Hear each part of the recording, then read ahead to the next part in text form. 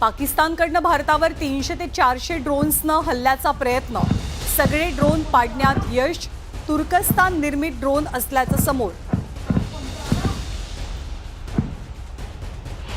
पाकिस्तान नागरी विमानांचा ढाल म्हणून वापर करतोय. पाकिस्तानचा बुरखा भारतानं फाडला.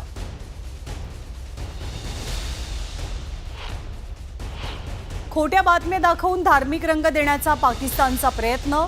LOC जवळ पाकिस्तानकडनं ठराविक धार्मिक स्थळांवर हल्ले, परराष्ट्र सचिवांची माहिती.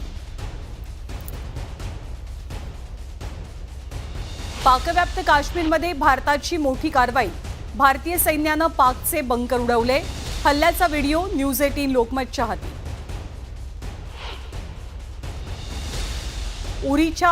जम्मूच्या उरीमध्ये पाकिस्तानकडनं पुन्हा गोळीबार. काही स्फोटांचेही आवाज ऐकू आल्याची माहिती. हवाई हल्ल्याचे सायरनही वाजले. पाकने पूंछमध्ये केलेल्या हल्ल्याचं CCTV समोर. पाकिस्ताननं भ्याड हल्ला केल्यानंतर पूंछमध्ये अनेक घरांचं नुकसान.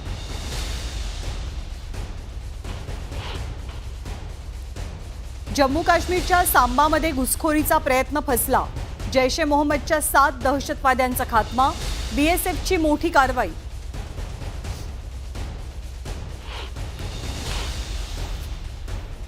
शहबाज शरीफ पंतप्रधान मोदींचं नाव घ्यायला घाबरतो.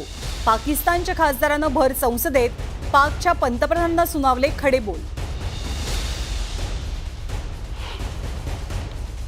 भारत आणि पाकिस्तानातील तणावाच्या पार्श्वभूमीवर आरोग्य आणि आपत्ती व्यवस्थापन विभागातील अधिकाऱ्यांच्या सुट्ट्या रद्द. मुख्यमंत्र्यांकडनं सुरक्षा आढावा बैठकीत महत्त्वाचा निर्णय. काश्मीरमधल्या गोळीबारात भारतीय जवान शहीद. घाटकोपरमध्ये राहणारे जवान मुरली नाईक यांना वीरमरण.